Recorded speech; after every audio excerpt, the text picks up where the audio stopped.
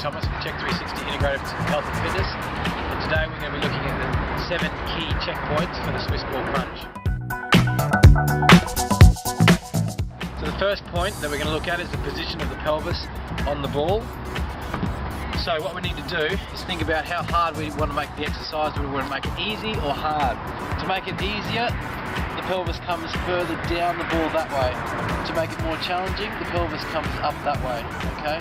So an easier Swissball crunch is there, a harder Swissball crunch is there.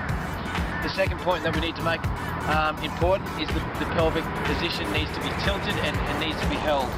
So what I want you to do with the pelvis is make sure that the pelvis stays there, because these 2 points are going to be going further away from each other. So you stretch the ribs and then you crunch up. So point A and point B, stretch and crunch up. That's a contraction. What we don't want to see is that pelvis dropping down as we crunch up, and it takes those 2 points further away. So that's what we don't want to do.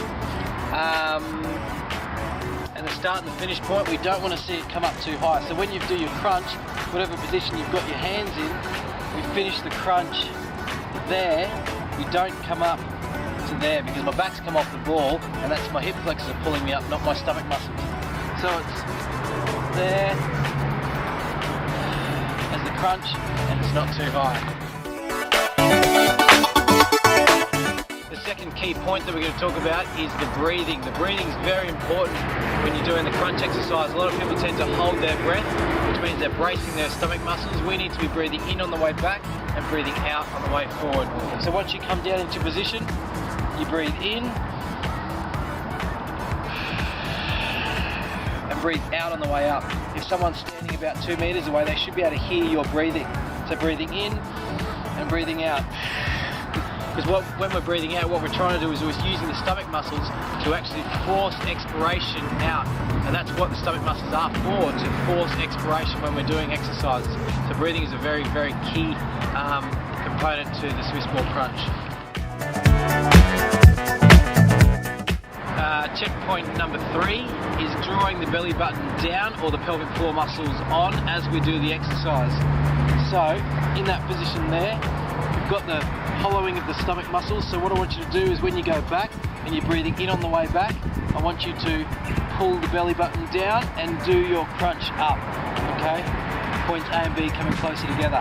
So breathing in, take these points apart,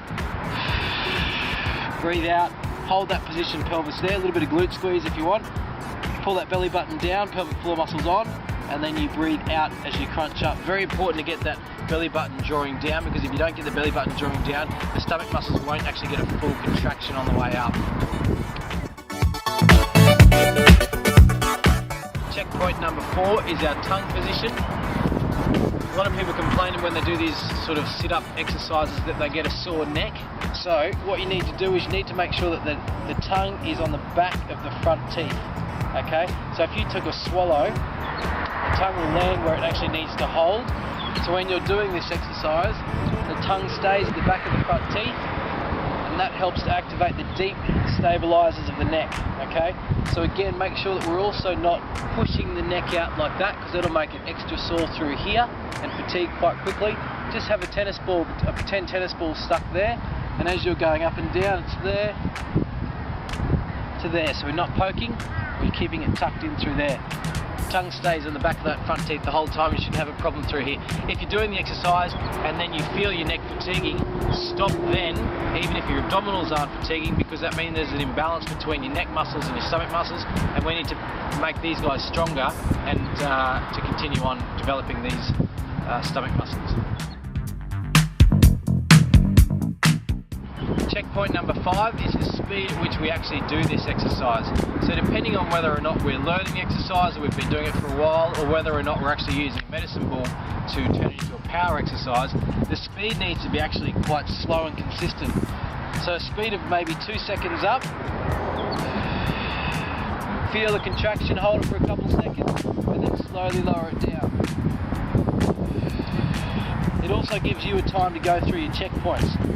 Breathing in, pull the belly button down, breathing out, holding that A and B, make sure that they're getting together, because if you're doing it too fast, you're won't get a chance to think about all these points and make it a habit. If you were throwing a medicine ball, obviously the speed's going to be a lot different. You'd be throwing it at a speed of about that. Okay, so try to keep the consistency of the speed quite slow. If you're going too fast, you'll actually get a bit of a bounce back off the ball, which means your stomach muscles aren't actually doing any work. So a lot of people will do this. Okay, and that's, you can see my hips pushing into the ball, and I'm basically just sort of bouncing myself up, and I'm not really getting a good workout through the stomach. Checkpoint number 6 for your Swissball crunch is the arm positions to make the exercise harder or more challenging. So, if I want to make it quite easy, I want to put my arms down here, down to the knees. Pretty much when the fingertips get to the knees, it finishes movement there. If I want to make it a bit more challenging, I'll drop it up to here. Again, running through all my checkpoints as I do the exercise. To make it a little bit harder, I'll bring the hands back here, because the arms are actually just a more of a lever. If I bring my arms up here, it takes more weight down here to actually lift up. So that makes it a little bit more challenging. And just have a bit of a play with it and you'll feel the difference. And that makes it a whole lot different. Now then I can add some weight across my chest, or I can add a medicine ball to my hands and start doing like that, and then of course you've got the medicine ball tuck. So anytime that your arms go upwards towards this way, it makes the exercise more challenging and progressing on. Then checkpoint number 7, a very, very key one, but a simple one, is just make sure that you actually feel the movement. You've got to be feeling that your stomach muscles are working. Actually tune into them and say, okay, am I feeling in my stomach, or am I feeling a little bit in my back? Am I feeling my hip flexors pull myself up? You know, am I breathing right? Just really feel, even after a few repetitions, you should start to feel it. And if you're not, reassess where you are on the ball and whether or not you're breathing, and where your arms, whether it's too hard, and go from there. So the few key things to avoid when you're doing this exercise is your pelvis moving up and down when you're actually doing the exercise. So if I was doing an exercise here, just focus on my pelvis, that there is an incorrect technique. Or if I come up, even if I'm coming up slowly, if my pelvis is not staying at that one point, if my pelvis is dropping as I come up. So if I'm fatigued after a set and I start doing this, the 2 points here are actually getting no closer together. They actually stay the same distance apart. Another key point to avoid is the bracing of the stomach muscles, or the non-hollowing. If you're not breathing when you do this exercise, then you're pretty much going to be bracing your stomach, and you're not going to get a good contraction. So if I was to breathe, if I was to hold my breath during this exercise, my stomach muscles would actually push up.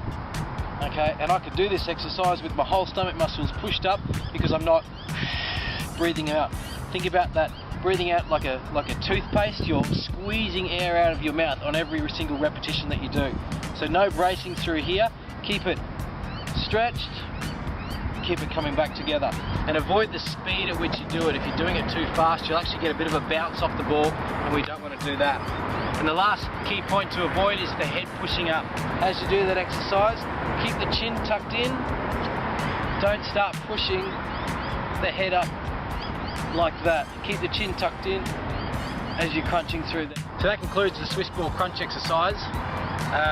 So go through those 7 key points when you're at home, or next time you're at the gym, and you should be able to feel the difference, and then in a few weeks time you should be able to notice the difference in your strengths, and hopefully in that in the waistline.